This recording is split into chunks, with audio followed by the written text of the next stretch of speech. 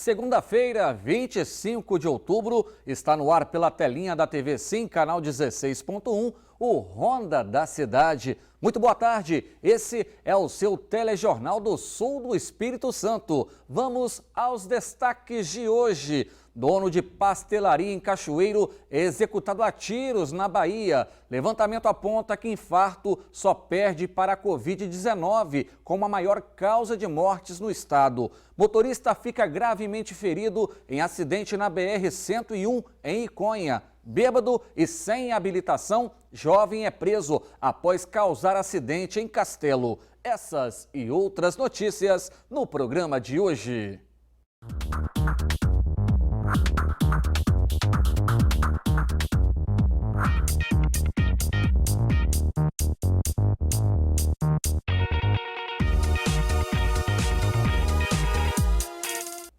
E eu começo o programa de hoje falando do assassinato do dono de uma pastelaria tradicional aqui de Cachoeiro, na Bahia. Quem traz os detalhes para a gente é o repórter Natan Rodrigues. Pois é, olha só, um empresário daqui de Cachoeiro, conhecido como Li, ele era dono de pastelarias aqui da cidade, ele foi executado, foi morto a tiros lá na região de Juazeiro, na Bahia. As primeiras informações que a gente tem é que este homem teria ido num sábado mostrar o empreendimento que ele tem de mármore, no setor de mármore e granito, lá na cidade para duas pessoas que podem ser os suspeitos deste assassinato. A polícia não descarta nenhuma possibilidade, né? Então vai ter que apurar aí por esses caminhos também. Este homem foi executado, foi morto a tiros, foi encontrado morto com tiros na nuca, neste empreendimento que ele tem lá na cidade de Juazeiro. Esse assassinato pode ter acontecido num sábado e o corpo só foi encontrado neste domingo lá na cidade.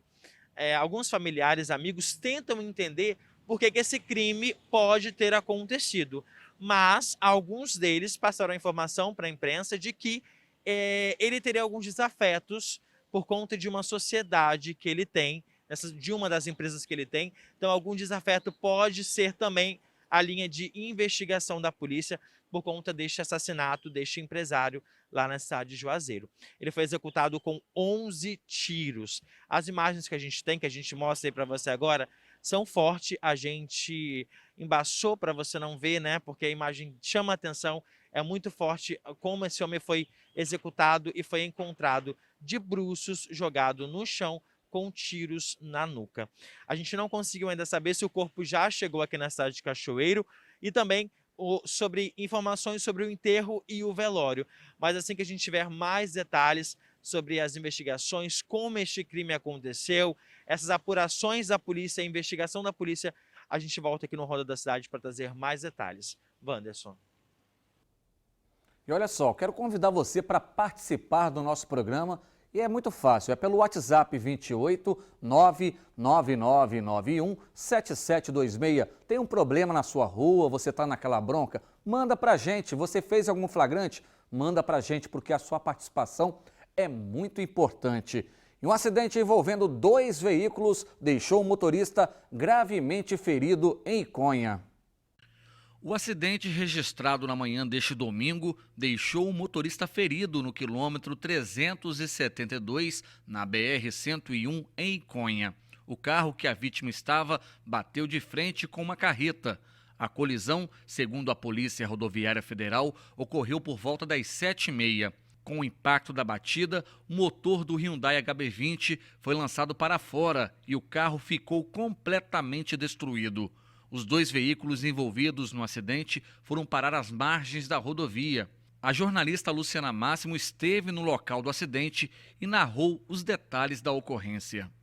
A Eco 101 está aqui nesse momento fazendo a remoção da carreta de Viana que ia para Calçados, carregada de Revissol, acabou batendo de frente com o HB20, que era conduzido pelo professor de Educação Física, Cleberson, está sendo estabilizado aqui na ambulância, recebendo aí os primeiros socorros, para então ser transferido para Cachoeiro de Itapemirim.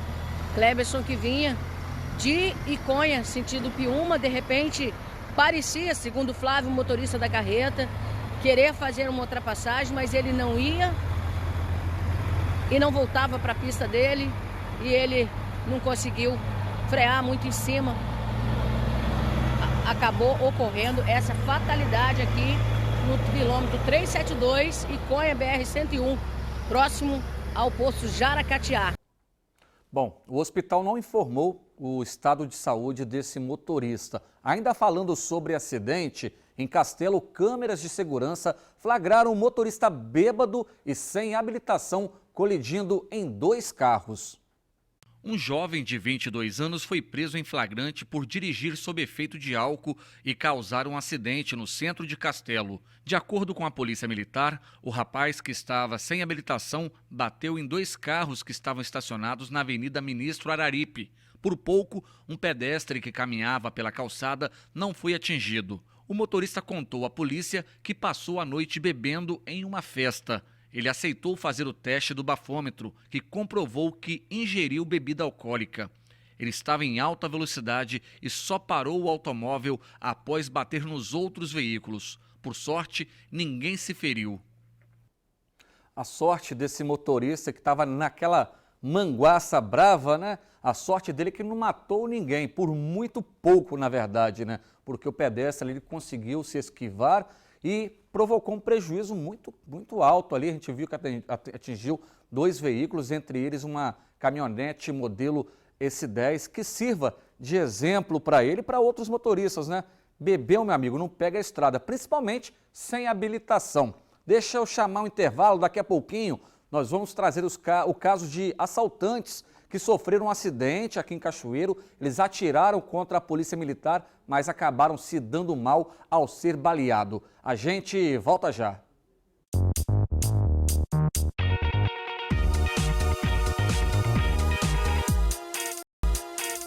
De volta com Ronda da Cidade. Você pode acompanhar, no caso, o nosso programa pelas redes sociais do aquinoticias.com e, claro, rever a qualquer momento. Você vai lá no YouTube, né, ou também no Facebook e acompanha o nosso programa a hora que quiser e convertir mais para você aí, for mais conveniente. Essa, na verdade, é a palavra. Deixa eu mudar de assunto. 2 assaltantes se deram mal no final de semana. Eles sofreram um acidente, atiraram contra a Polícia Militar e acabaram baleados em Cachoeiro. Quem traz os detalhes para a gente é o repórter Samuel de Fraga.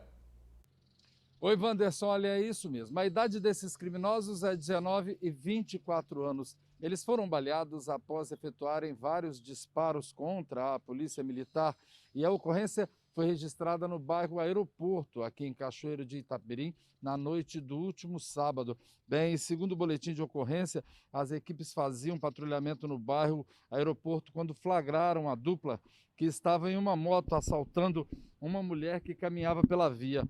Bem, a vítima chegou a ter uma arma apontada para ela durante o roubo.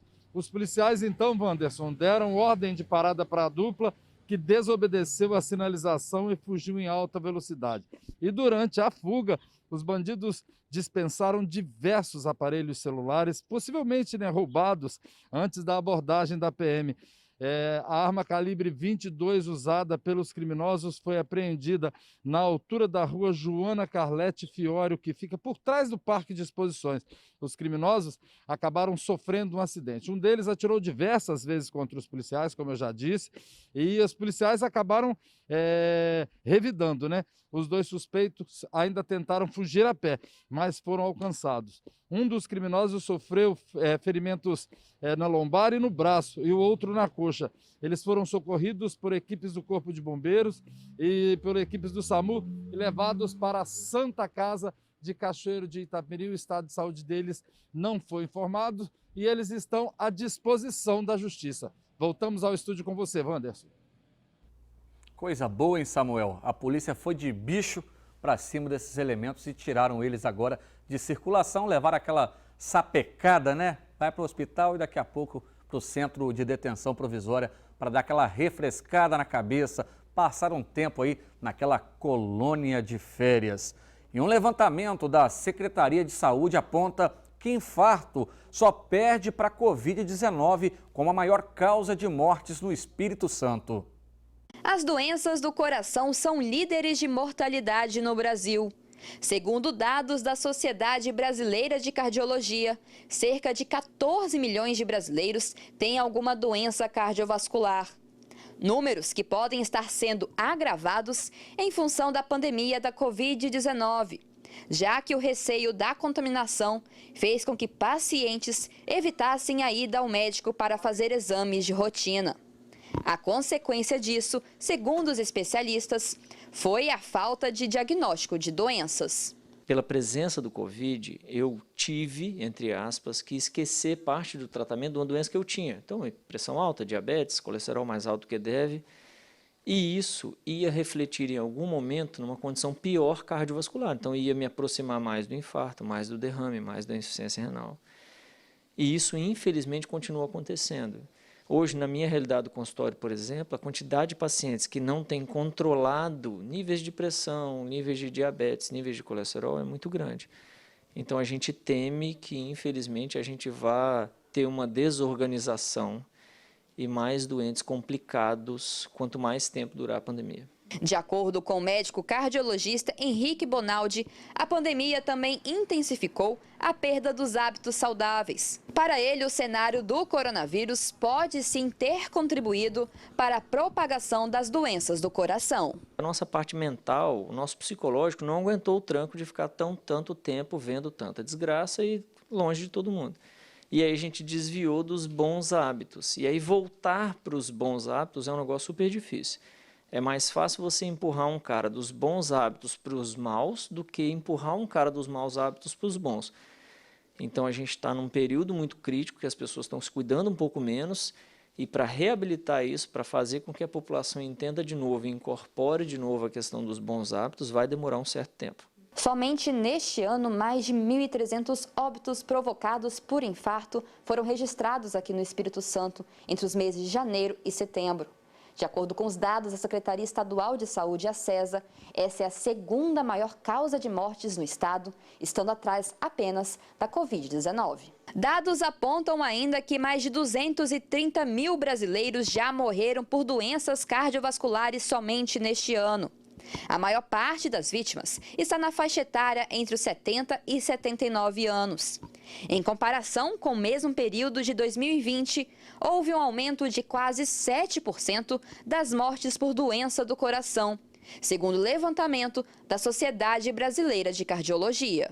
Esses indivíduos que morrem por doença cardiovascular chegam no país por ano a 350 mil mortos ano. Então é realmente uma doença que mata muito. E olha que fenômeno que foi esse Covid, mesmo com eu acusando, eu cardiologista, avisando que tem 7% de morte a mais em cima desses 350 mil, em alguns estados, em algumas regiões, o Covid está conseguindo bater a meta da mortalidade que antes eu era campeão. Eu, como cardiologista, era quem mandava nessa regra. E agora o Covid vem mostrar para a gente que, infelizmente, a gente mata mais pelo Covid do que pelo cardiovascular. E uma frente fria muda o clima no sul do estado a partir desta segunda-feira. A passagem de uma frente fria vai deixar o tempo chuvoso nesta segunda-feira no sul do Espírito Santo. De acordo com o INCAPER, a zona de instabilidade muda o clima na região. Isso porque a massa de nebulosidade chega primeiro na região litorânea e depois avança para o centro-sul. São esperadas pancadas de chuva, queda de granizo e ventos de até 100 km por hora, segundo alertou o Instituto Nacional de Meteorologia. De acordo com o Climatempo, para esta terça-feira, o dia será de sol com muitas nuvens durante o dia, com períodos de nublado, com chuva a qualquer hora. Idoso morre atropelado em Marataízes. Esse e outros destaques no Giro de Notícias. No centro de Alegre, uma casa utilizada como laboratório para a extração de ouro pegou fogo nesta madrugada. Segundo o responsável pelo local, no espaço haviam produtos químicos usados na retirada de ouro de equipamentos de informática, como placa-mãe de computadores sucateados. Todo o material foi consumido pelas chamas. O corpo de bombeiros esteve no local e apagou o incêndio. Em Marataízes, o ciclista Santermo Paganotti Correia, conhecido como Telmo Barbeiro, de 76 anos, carioca radicado há mais de 30 anos em Marataízes, morreu atropelado. Segundo a polícia, Telmo caiu e foi atingido por um ônibus quando desviou da porta de um carro que foi aberta repentinamente na via. O motorista do ônibus disse à polícia que só percebeu o acidente quando sentiu que passou sobre alguma coisa, mas que não viu o ciclista cair debaixo do ônibus. Policiais militares prenderam o suspeito de ter assassinado um homem com diversos tiros em Apiacá no dia 19 de julho deste ano. A prisão ocorreu em Itaipava, balneário de Itapemirim. De acordo com a PM, equipes receberam informações da Polícia Civil de que o suspeito estaria residindo ou frequentando Itaipava. Câmeras de videomonitoramento da Prefeitura flagraram o carro do investigado circulando pelo município e ele acabou preso. Um carro foi encontrado submerso em uma lagoa na manhã deste domingo, às margens da estrada que liga a comunidade de Alto Peçanha a Alto Tapera, em Domingos Martins. O motorista chegou a afundar na água, mas conseguiu sair sozinho do veículo. Ele não deu detalhes do acidente. Em Cachoeiro, bombeiros foram chamados para resgatar um gato no final de semana, depois do animal subir em um telhado para escapar da vacinação contra a raiva. O gatinho subiu pelas vigas de madeira que estruturam o local onde a imunização ocorria, no bairro BNH, mas não conseguia descer.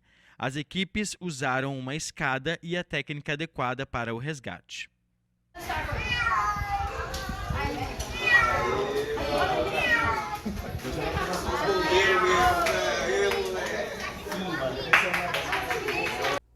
Esse aí tentou dar linha na pipa, né, para correr da vacina.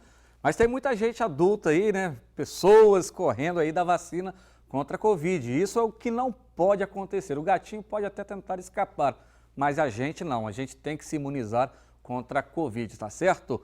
E depois do intervalo, família é mantida refém por bandidos em Anchieta. A gente volta já.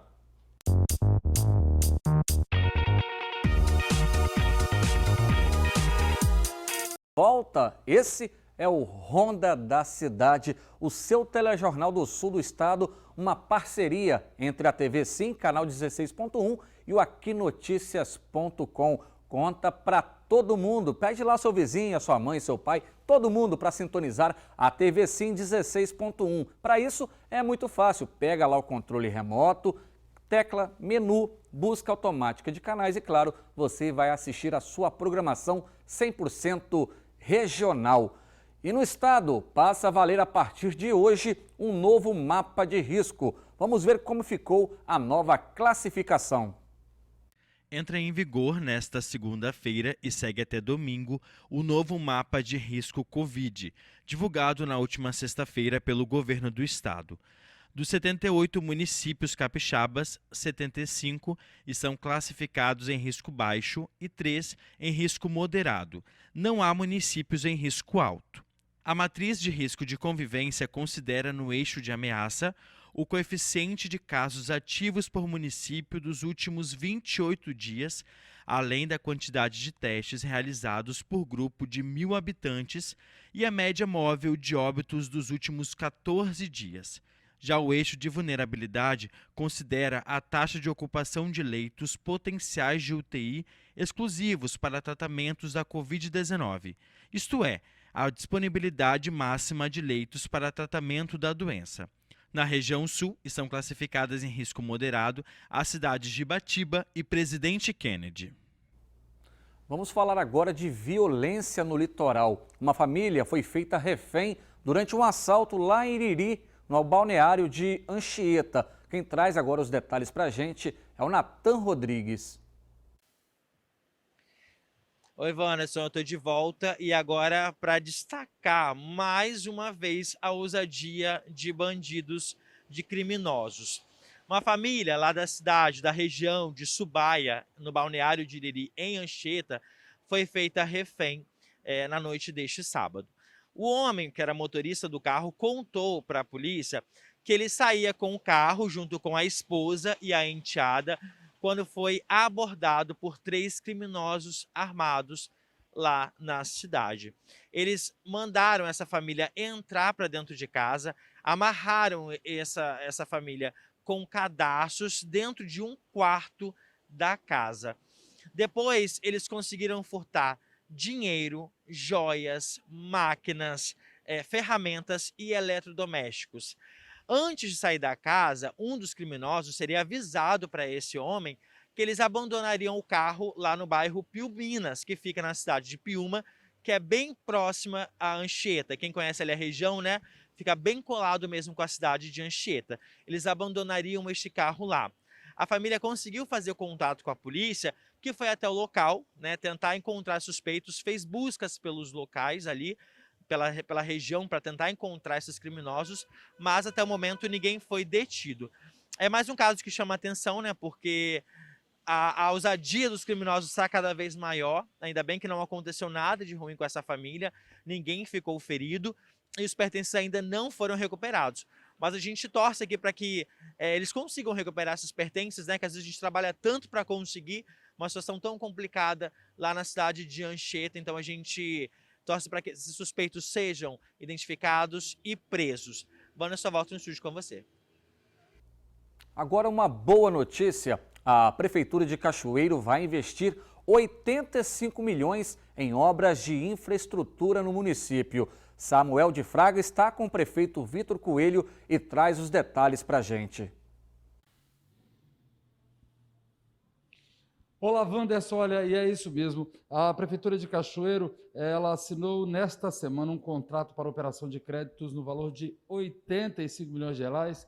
E é sobre esse assunto que a gente conversa agora com o prefeito de Cachoeiro, Vitor Coelho, para falar, né, onde serão empregados esses 85 milhões de reais, quando é que as obras, quando forem empregadas, como é que essas obras, quando é que elas vão começarem. Vamos conversar, prefeito, seja muito bem-vindo ao nosso programa, e é uma notícia muito boa num momento tão difícil financeiro, não só para Cachoeiro de Itapemirim, mas para todos os municípios. Fala para a gente. Verdade, Samuel. Primeiro dizer que é uma alegria muito grande a gente transmitir essa notícia para todo cachoeirense. Nós conseguimos finalizar um processo muito demorado, né? Estamos desde 2018 trabalhando em cima dessa captação desse recurso de 85 milhões que nós firmamos o contrato com o Banco do Brasil.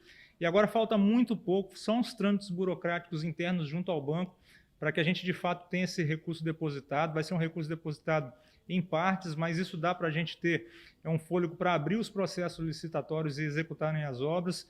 Então, assim, a gente está radiante, feliz da vida, que esse volume de 85 milhões, para vocês terem uma ideia, é quase que o dobro de tudo que a gente captou já desde 2017 para cá, que é cerca de 45 milhões de reais. Então, assim, só o volume dessa operação de crédito é mais do que o dobro do que a gente já captou em 5 anos. O senhor poderia adiantar para a gente como é que vão ser empregados esses valores?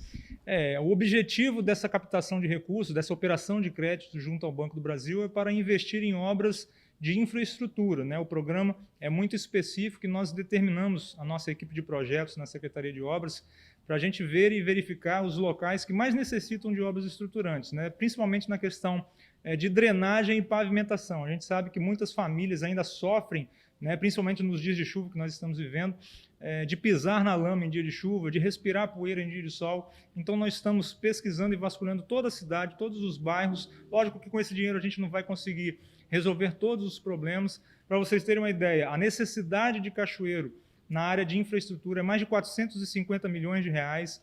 Então esse já ajuda um pouco, né, os bairros mais carentes que estão há muito tempo necessitando dessas obras, mas também vamos ter obras na área da saúde, na área do lazer e do esporte, na revitalização dos espaços públicos, enfim, são várias obras para melhorar a vida das pessoas. Bom, a gente sabe aí que ainda falta algum tempo, né?